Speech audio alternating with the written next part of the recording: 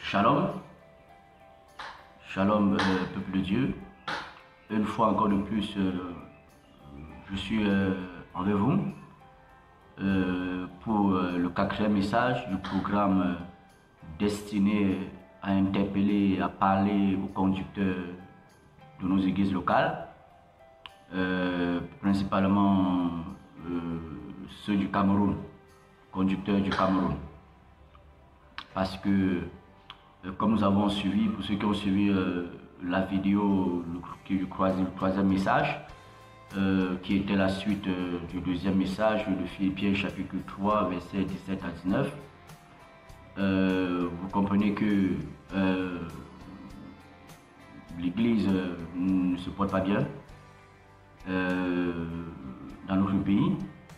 Et comme le Seigneur nous dit dans sa parole que le monde entier attend avec un ardent désir la révélation des fils de Dieu, cela signifie que notre pays aussi, nos dirigeants, nos ministres, nos généraux, nos commissaires ont besoin de voir des véritables enfants de Dieu. Et pour qu'il y ait des véritables enfants de Dieu, il faut qu'il y ait des véritables conducteurs. Et si les conducteurs, parce que la plupart des conducteurs de nos églises locales sont malades spirituellement. Beaucoup ont atteint ce qu'on appelle, ont attrapé ce que j'appelle le sida spirituel. Et ce sida spirituel, comme le sida physique, amène ces personnes, ces différents conducteurs à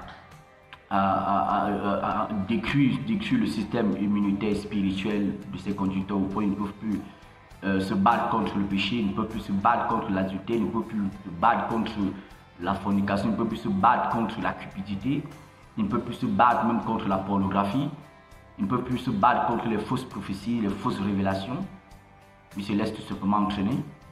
Et quand c'est comme ça, ce conducteur ne peut entraîner, ne peut engendrer que des personnes qui sont à son image, parce que la Bible dit qu'on ne donne que ce que l'on reçoit, on ne donne que ce que l'on a.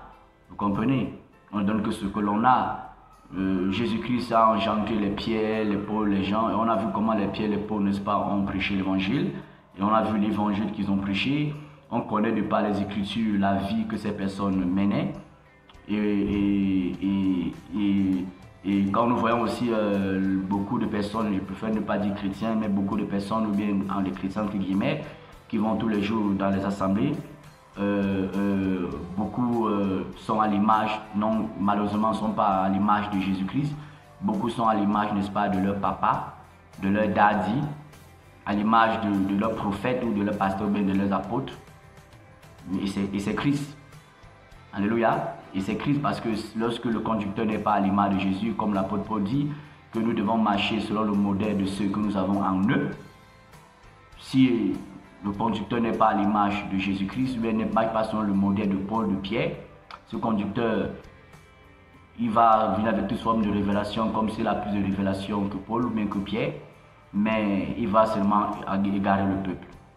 C'est pourquoi j'interpelle ces conducteurs avec l'amour de Jésus-Christ, que examinons nos voies, examinez vos messages, examinez vos prédications.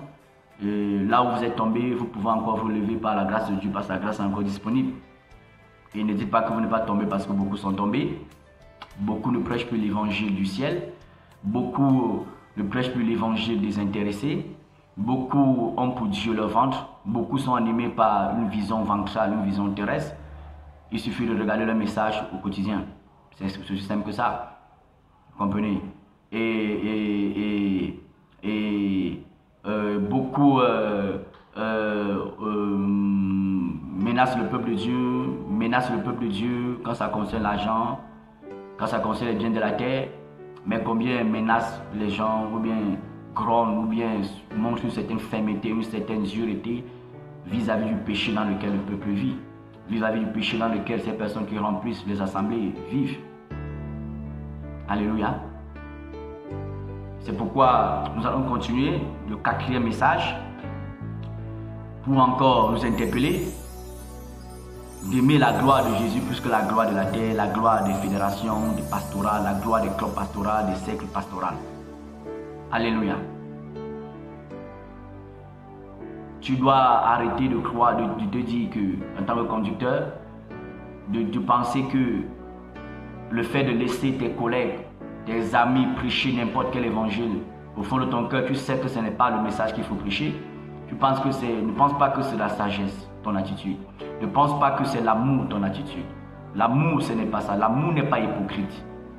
L'amour dit la vérité et aime la vérité, se réjouit de la vérité. L'amour n'est pas hypocrite. La sagesse d'en haut, c'est une sagesse qui annonce les iniquités du peuple. Et parmi le peuple, il y a certainement tes collègues pasteurs, tes collègues prophètes, apôtres. Il faut annoncer leurs iniquités. Je ne demande pas de citer les noms, mais de causer avec eux, de les appeler, de les interpeller. Il les fait comprendre que si vraiment on continue dans ce message-là, nous risquerons de ne pas présenter à Dieu les âmes devenues parfaites en Jésus-Christ, comme l'apôtre Paul le dit dans Colossiens 1, verset 28. Et s'ils ne veulent pas comprendre, toi tu saisis l'occasion, la grâce de Dieu, tu te répands et tu te sépares d'eux. C'est aussi simple que ça, tu te sépares d'eux. L'apôtre Paul dit que Démas n'est-ce pas, m'a abandonné pour l'amour pour le siècle présent.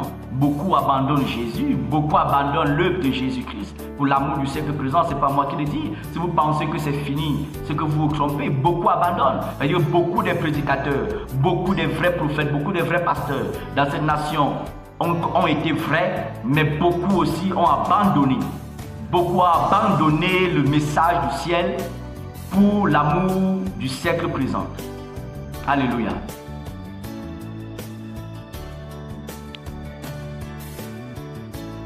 Alléluia. Donc, chers conducteurs, Dieu nous aime. Le travail n'est pas facile. Le service n'est pas facile. Mais c'est possible de s'en sortir avec le soutien de Jésus-Christ. Vous allez vous voir que à chaque fois où vous êtes appuyé sur les hommes, vous êtes appuyé sur vos relations, sur vos connexions, vous êtes appuyé sur vos capacités humaines, vos connexions humaines, vous avez fait des guerres, vous avez créé des guerres dans votre esprit et vous avez commencé à mélanger le message que Dieu vous a donné au commencement. Je parle pour ceux qui au commencement étaient avec Dieu. Parce que pour celui qui au commencement n'a jamais été avec Dieu, pour lui, il a besoin vraiment de naître de nouveau.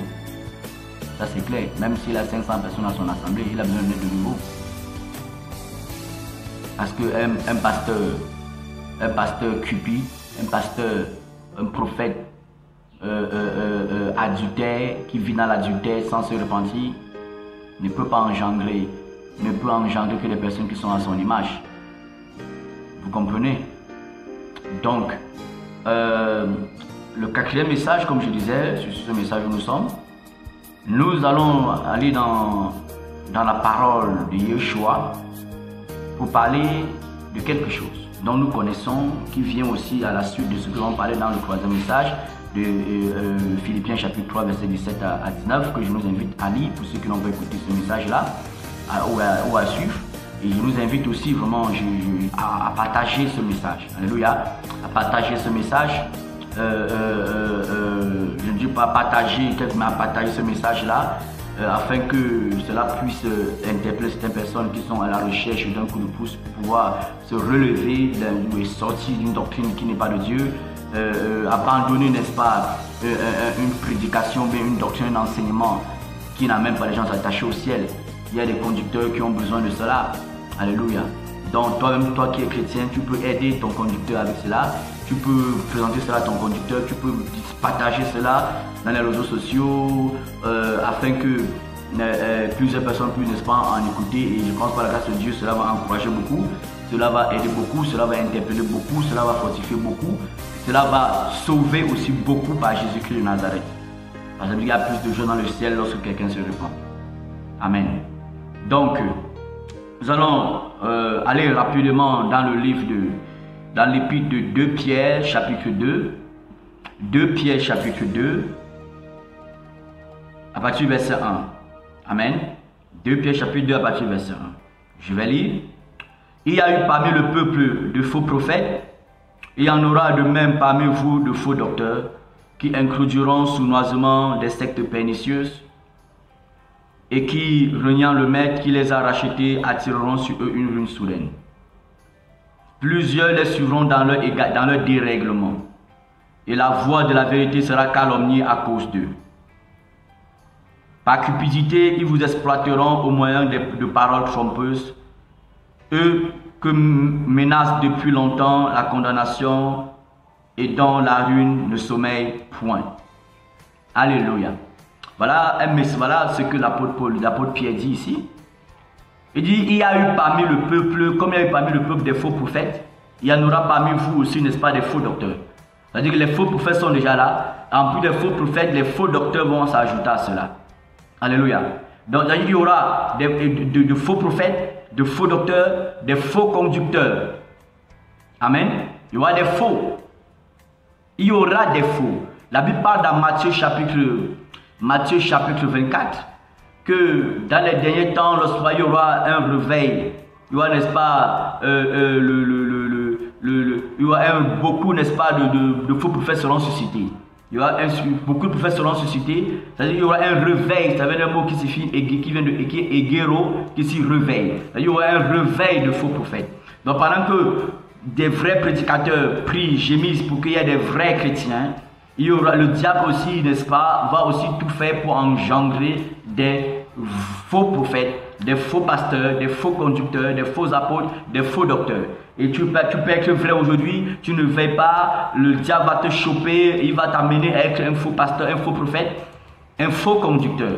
Donc pendant que nous prions pour qu'il y ait le réveil, n'est-ce pas, des nations, le réveil, n'est-ce pas, des consciences, le réveil des âmes, le diable aussi se bat pour qu'il y ait le réveil, n'est-ce pas, des faux conducteurs. Il dit, comme il y a des faux prophètes, des faux pasteurs, il y a des faux prophètes, il y a aussi des faux docteurs. Alléluia, des faux docteurs. Un pasteur, un apôtre, un évangéliste, un pasteur, un prophète possède sur sa vie une onction doctorale, sans toutefois qu'il ne soit docteur, ministère doctoral, mais une capacité à enseigner. C'est-à-dire que le diable va susciter plusieurs personnes dans ces temps aussi qui marcheront en ennemi de la croix de Jésus-Christ. Le diable va amener plusieurs pasteurs, plusieurs prophètes à se détourner du véritable évangile pour les amener à marcher en ennemi de la croix de Jésus-Christ de Nazareth. Pour les amener à former des assemblées qui sont des sectes pernicieuses. La raison c'est quoi? C'est par cupidité. Par cupidité vous exploiteront. Donc cher pasteur, cher prophète, cher docteur, est-ce que par cupidité tu exploites, n'est-ce pas, le peuple de Dieu? Si par cupidité tu exploites le peuple de Dieu, répands-toi. Par cupidité tu trafiques, tu manipules le peuple de Dieu, tu manipules les couples, tu manipules les foyers. Si tel est le cas, répands-toi. Car Jésus revient. Jésus revient. Alléluia. Alléluia. Ne prêche pas l'évangile par cupidité. Répands-toi de la cupidité. Répands-toi du business que tu fais dans le corps de Christ, que tu fais dans ton assemblée. Répands-toi de ces choses-là. Ça veut dire par cupidité. Vous-même regardez, n'est-ce pas, le monde entier. Regardez notre nation, le Cameroun. Comment la cupidité est le mobile, ou bien elle, le secret, la semence de la plupart de nos prédicateurs. C'est pas moi qui le dis. Il faut suffire de voir des assemblées. Il dit par cupidité vous exploiteront. Oh Dieu. Combien de personnes ont été cassées parce qu'ils ont été exploités au point où ils n'ont même plus de quoi, n'est-ce pas, manger. Chers conducteurs, chers pasteurs, chers prophètes, repentons-nous de la cupidité. Repentez-vous de la cupidité. Repentons-nous, repentez-vous de la cupidité. Et prêchons un évangile de désintéressement. Arrêtons de manipuler le peuple de Dieu par mobile de cupidité. Arrêtons d'exploiter le peuple de Dieu. Arrêtons de manipuler, de diviser les couples, de diviser les foyers, de diviser les familles par mobile de cupidité. Sans cela, l'enfer va accueillir les personnes qui le font. Repentons-nous.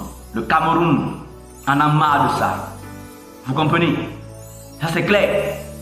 Il dit à quoi